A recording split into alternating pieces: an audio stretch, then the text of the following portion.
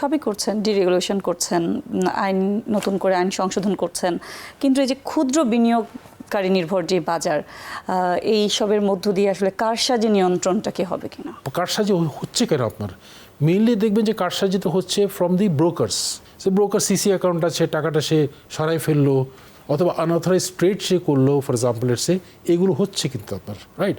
তো এটার জন্য যেটা আমরা করতে যাচ্ছি এখন, এখানে তদারকিটা আরও বাড়বে, অডিটসটা আরও বাড়বে, নজরদারিটা আরো বাড়ানোর চেষ্টা করছে। একটা ডিএসি একটা ভালো উদ্যোগ নিয়েছিল যে ব্যাক অফিস সফটওয়্যার ব্রোকারদের জন্য। সেটা হচ্ছে যে আজকে অনেকগুলো আপনার এসব কারসাজি হয় because brokers can change the email address and mobile numbers, right. But এটা যেটা ব্যাক অফিস সফটওয়্যারটা আছে এখানে তারা ইজ আনএডিটেবল। এটাও আমরা চেষ্টা করছি এখন সবার জন্য এটা প্রযোজ্য হওয়ার জন্য। যেটা বেশ আলোড়ন তৈরি হয়েছে আপনার স্ক্রিপ্ট নিটিং এবং T+1 যেটা আপনি করতে যাচ্ছেন, আপনি ট্রেডিং বাড়ানোর জন্যই করছেন, কিন্তু আমাদের স্থিতিশীল বিনিয়োগ পুঁজিবাজারের জন্য এটা কি ট্রেডিং বাড়ানোর জন্য ট্রেডার তৈরি হচ্ছে না আসলেও বিনিয়োগকারী তৈরি করবে এমন কিছু? In a stock market, you have two types of players. One is what we call traders, আর একটা হচ্ছে one is long-term investors. কারা long-term investors? Mutual funds এবং আলটিমেটলি যে দেখবেন in the future also pension fund, অর্থাৎ বাংলাদেশে আজকাল provident fund gratuity তারা শুধুমাত্র ইনভেস্ট করে কোথায়? সঞ্চয়পত্র, ট্রেজারি বিল, ট্রেজারি বন্ড। আগামীতে আপনারা দেখবেন যে ওনাদের কিন্তু স্টক মার্কেটে যেতে হবে, রাইট। সো ওনারা নিজেরা বিনিয়োগ করবে না, ওনারা হয়তো মিউচুয়াল ফান্ডের মাধ্যমে বিনিয়োগটা করবে। আমাকে যদি একটা স্থিতিশীল ক্যাপিটাল মার্কেট করতে হয়, আমাকে ইনস্টিটিউশন ইনভেস্টমেন্টটা আরও বাড়াতে হবে। They are long term players, but trader তো আমার লাগবেই তো। কিন্তু আন্তর্জাতিক বাজারের সাথে মিল রেখে আপনারা T+1 বা স্ক্রিপ্ট নিটিং যেটা করতে যাচ্ছেন, আন্তর্জাতিক বাজারের সাথে আমাদের বাজারের তো এখনো অনেক ব্যবধান। ধরেন আন্তর্জাতিক বাজারে script netting is allowed for all shares, আমরা তো সেটা করবো না, তো আমরা করবো only for maybe the D30 shares. কিন্তু সেটা আপনারা কতদিন ধরে রাখতে পারবেন? কোনটা? এই যে আপনারা ভালো শেয়ারের ক্ষেত্রে যেটা করতে চাচ্ছেন, G30 ইন্ডেক্সে যেগুলো আছে এগুলো কি ভালো শেয়ার না?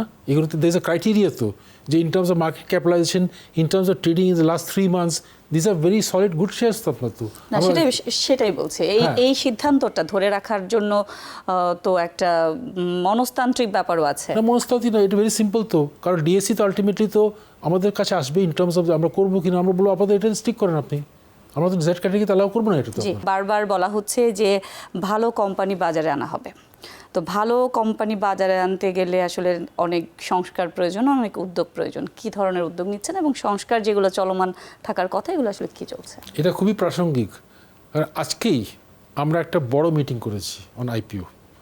কারণ বিগত সময় যেটা হতো যে অনেকটা বলতে পারেন রুলটা আমরা প্রণয়ন করে আমরা পাবলিক ওপিনিয়নে পাঠাতাম, এরপর অনেকগুলো ওপিনিয়ন আসতো, অনেক কমপ্লেন এসছে যে ওপিনিয়নগুলো আমরা নিয়ে নিই।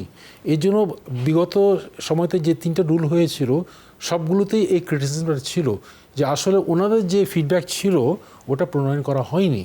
এই কারণে আমরা একটা এইভাবে একটু ব্যতিক্রমধর্মী একটা উদ্যোগ নিয়েছি। আজকের মিটিংয়ে সবাইকে ডেকেছিলাম, all the Dhaka stock exchange, Chittagong stock exchange, institute of chartered accountants of Bangladesh, সবাইকে ডেকেছি, আমাদের লোকসহ। ইট ওয়াজ এ 4 hour মিটিং এবং আমরা পুরো আইপিও রুল যেটা ছিল, আইপিও রুলের প্রসেসটি নিয়ে আলাপ করেছি যে সময় কেন লাগছে, এই টাইমটা কীভাবে কমাতে পারি, প্রাইসিং মেকানিজম, প্রাইস ডিসকাভারি যেটা আছে ইন দ্য আইপিও প্রাইস, এটা আমরা ডিসকাস করেছি, ডাইরেক্ট লিস্টিং রেগুলেশন ডিসকাস করেছি।